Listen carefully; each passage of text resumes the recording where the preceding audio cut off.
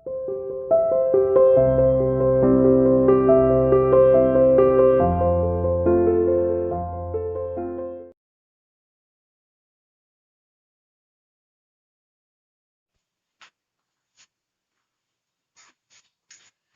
morning, beta. Welcome to CR International School online classes. How are you? I hope you all are fit and fine at your home. Now we will start our Hindi work.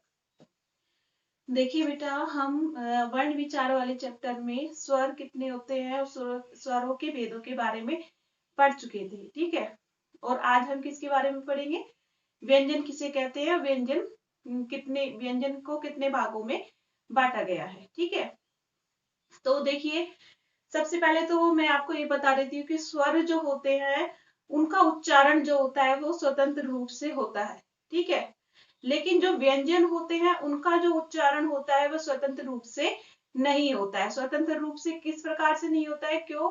ये स्वरों की सहायता से बोले जाते हैं, ठीक है। और जो स्वर होते हैं उनका जो उच्चारण होता है वो स्वतंत्र रूप से होता है, यानी कि उनको किसी की सहायता की आवश्यकता नहीं होती है। लेकिन जो व्यंजन होते हैं उनके उच्चारण में स्वरों की आवश्यकता पड़ती है, ठीक है। तो देखिए इधर, जिन वर्णों का उच्चारण स्वरों की सहायता से होता है उन्हें व्यंजन कहते हैं। उच्चारण के आधार पर व्यंजनों को 4 भागों में बांटा गया है। अब देखिए, स्वरों की सहायता से किस प्रकार से होता है, व्यंजनों का जो उच्चारण होता है वो स्वरों की सहायता से किस प्रकार से होता है। देखिए इधर, क, ये क्या लिखा हुआ है? क। अगर हम इसके खंड करते हैं, टुकड़े करते हैं, तो हमारे पास में क्या आएगा?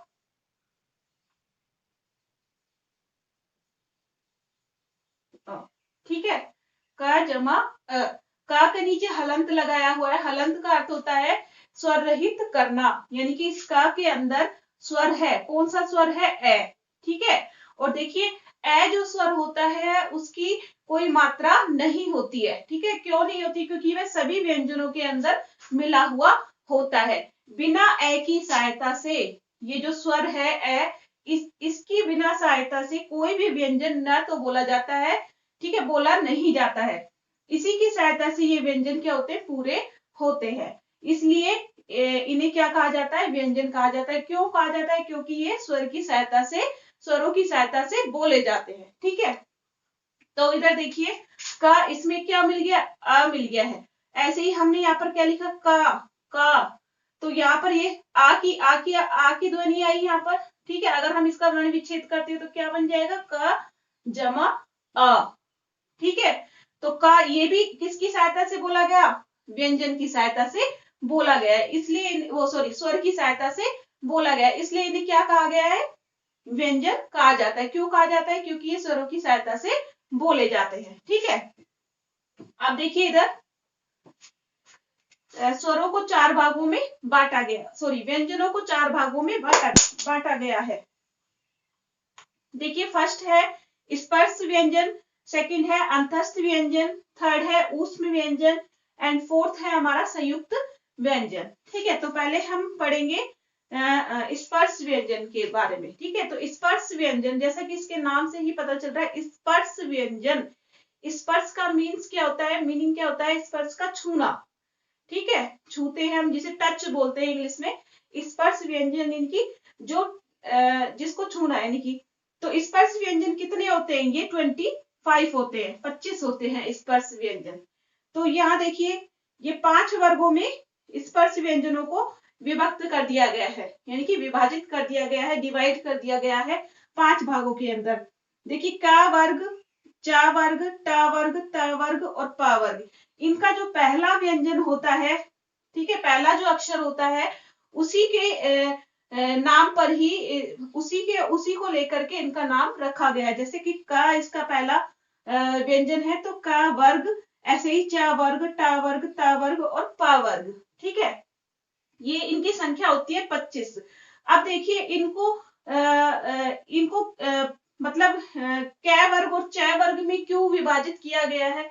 क्योंकि इनका जो उच्चारण स्थान है उसके आधार पर इनको 5 भागों में विभाजित किया गया है, ठीक है। जो का वर्ग है इसका उच्चारण स्थान होता है कंठ। क्या होता है? कंठ, ठीक है।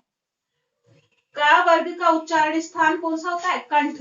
कंठ का मीन्स होता है गला, ठीक है, गला। जो गला होता है इनका उच्चारण गले से होता है। क ख ग घ अंगा, इसको क्या पढ़ते हैं? अंगा पढ़ते हैं, इसको अढ़ा नहीं पढ़ते हैं, ठीक है, इसको क्या पढ़ेंगे? अंगा। ये पंचम वर्ण कहलाता है का वर्ग का, ठीक है। तो इधर देखिए ऐसे ही च वर्ग है, च वर्ग का उच्चारण स्थान कौन सा होता है? तालु, ठीक है, कौन सा होता है? तालु। देखिए तालु, तालु कौन सा हिस्सा होता है? मैंने आपको जब वीडियो में स्वर पढ़ाए थे तो मैंने उच्चारण स्थान आपको बताए थे। जो हमारी दांत के ऊपर वाला हिस्सा होता है, ठीक है, दांत से ऊपर वाला हिस्सा, ये वाला हिस्सा, ठीक है, जो इसे हम क्या बोलते हैं? तालु बोलते हैं। तो जो हमारी जीभ है वो कहाँ पे टच होती है? तालु के ऊपर टच होती है जब हम इनका उच्चारण करते हैं, च वर्ग का, ठीक है, च छ ज झ ञ, ठीक है। तो हमारी जीभ कहाँ टच हुई? तालु पर। नेक्स्ट देखिए ट वर्ग, इसका उच्चारण स्थान होता है मूर्धा। दांत और तालु के बीच का जो हिस्सा होता है जिसे हम मसूड़े बोलते हैं, वहां पर इसका उच्चारण स्थान होता है ट वर्ग का। बोल करके देखिए ट ठ ड ढ ण, ठीक है। तो यहाँ मूर्धा इसका उच्चारण स्थान है, इसलिए इन सभी व्यंजनों को ट वर्ग के अंदर रखा गया है, क्योंकि सबका उच्चारण स्थान क्या है? मूर्धा है। नेक्स्ट देखिए तय वर्ग, तय वर्ग जो है इसका उच्चारण स्थान होता है दंत। दंत का अर्थ होता है दांत, ठीक है। ये सभी दांत की सहायता से और जीभ की सहायता से बोले जाते हैं। जैसे देखिए त थ द ध न, तो हमारी जीभ कहाँ टच होती है? दांत पर टच होती है, इसलिए इन्हें एक ही वर्ग के अंदर रखा गया है और उसका नाम क्या रखा गया है? तय वर्ग। क्यों? क्योंकि इनका उच्चारण स्थान क्या है? दंत, ठीक है। नेक्स्ट हमारा आता है पै वर्ग।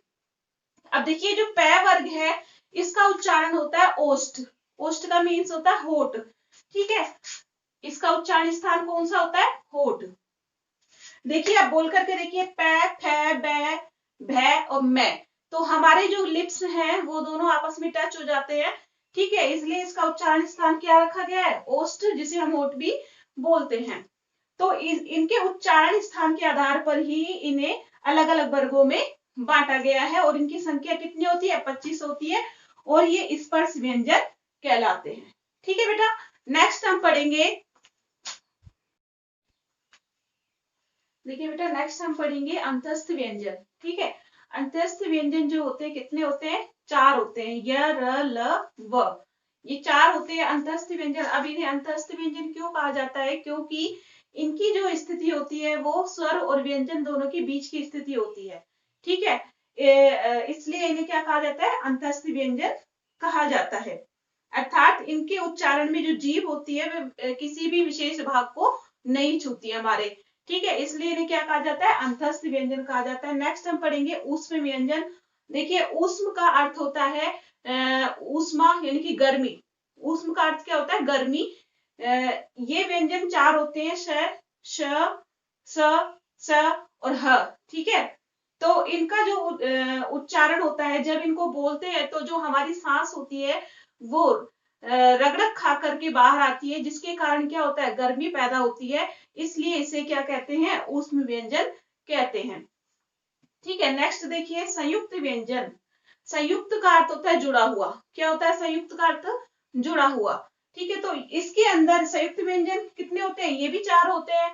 तो ये संयुक्त क्यों कहलाते हैं? क्योंकि इसके अंदर क्या जुड़ा होता है? जैसे 6 है तो 6 के अंदर क और स, ठीक है, ये 2 व्यंजन आपस में जुड़ करके इन्होंने क्या बनाया? 6 बनाया, ठीक है।